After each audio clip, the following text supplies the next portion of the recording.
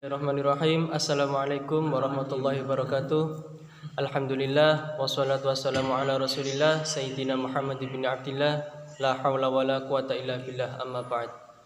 Alhamdulillah kita masih diberi kesehatan jasmani dan rohani oleh Allah Subhanahu wa taala sehingga bisa melaksanakan tugas kita sebagai mahasiswa untuk menimba ilmu meskipun di waktu pandemi seperti ini. Tak lupa ucapan terima kasih saya kepada Dr. Kusroni selaku dosen pengampu mata kuliah studi Al-Quran yang telah memberikan waktu pada saya untuk mengerjakan dan mempresentasikan tugas UAS yang saya beri judul Muhkam dan Mutasyabih. Sebelum saya mempresentasikan makalah saya, perkenalkan nama saya Cipto Sudirman, NIM saya 202012134099. Saya akan mempresentasikan makalah saya yang berjudul Muhkam dan Mutasyabih. Baik, saya mulai. Ayat Muhkam dan Mutasyabih. Baik, langsung saja saya akan menerangkan yang pertama yaitu tentang ayat muhkam. Ayat muhkam yaitu ayat yang jelas maknanya, ayat yang sudah jelas baik kata-kata maupun maksudnya sehingga tidak menimbulkan keraguan dan kekeliruan bagi yang memahaminya ayat yang muhkamat ini. Yang kedua yaitu ayat mutasyabih, yaitu ayat yang masih samar maknanya sehingga membutuhkan pentakwilan. Ada juga yang berpendapat bahwasanya ayat mutasyabih itu hanya Allah saja yang mengetahuinya. Macam-macam ayat muhkam dan mutasyabih. Macam-macam ayat muhkam dan mutasyabih menurut Abdul Jalal. Macam-macam ayat mutasyabihat ada 3 macam. Satu, ayat-ayat mutasyabihat yang tidak dapat diketahui oleh seluruh umat manusia kecuali Allah Subhanahu wa taala. Contoh, wa indahu mafatihul ghaibi la ya'lamuha illa hu. Dan pada sisi Allah lah kunci-kunci semua yang gaib dan tak ada yang mengetahuinya kecuali diri sendiri. 2. Ayat-ayat yang mutasyabihat, ayat yang dapat diketahui oleh semua orang dengan jalan pembahasan dan pengkajian yang mendalam. Seperti pencirian mujmal, menentukan mutasyarak, mengqayyidkan yang mutlak, menertibkan yang kurang tertib.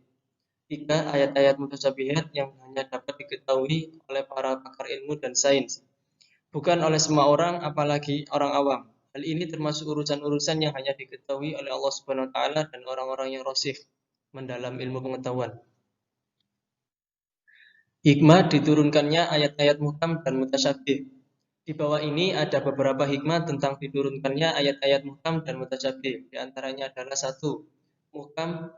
Jika seluruh ayat Al-Quran terdiri dari ayat-ayat muhkamat, maka akan sirnalah ujian keimanan dan amal karena pengertian ayat yang jelas. B. Menjadi rahmat bagi manusia, khususnya yang kemampuan bahasa Arabnya lemah, seperti arti dan maknanya sudah cukup terang dan jelas. C. Memudahkan manusia mengetahui arti, maksud dan menghayatinya. D. Mendorong umat untuk giat memahami, menghayati dan mengamalkan isi Al-Quran sebab ayatnya mudah dimengerti dan dipahami. E. Menghilangkan kesulitan dan kebingungan umat dalam mempelajari isinya. F. Mempercepat usaha tahfidzul Quran. 2. Ayat mutasyabih.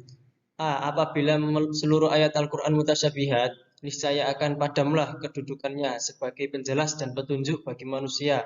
Orang yang benar keimanannya yakin bahwa Al-Quran seluruhnya dari sisi Allah Subhanahu wa taala. Segala yang datang dari sisi Allah pasti hak dan tidak mungkin bercampur dengan kebatilan. B. Menjadi motivasi untuk terus-menerus menggali berbagai kandungan Al-Quran sehingga kita akan terhindar dari taklid, membaca Al-Quran dengan khusyuk sambil merenung dan berpikir. C. Ayat-ayat mutasyabihat mengharuskan upaya yang lebih banyak untuk mengungkap maksudnya sehingga menambah pahala bagi orang yang mengajinya. Jika Al-Quran mengandung ayat-ayat mutasyabihat, maka memahaminya diperlukan cara penafsiran antara satu dengan yang lainnya. Hal ini memerlukan berbagai ilmu seperti ilmu bahasa, gramatika, ma'ani, usul fikih, dan lain sebagainya.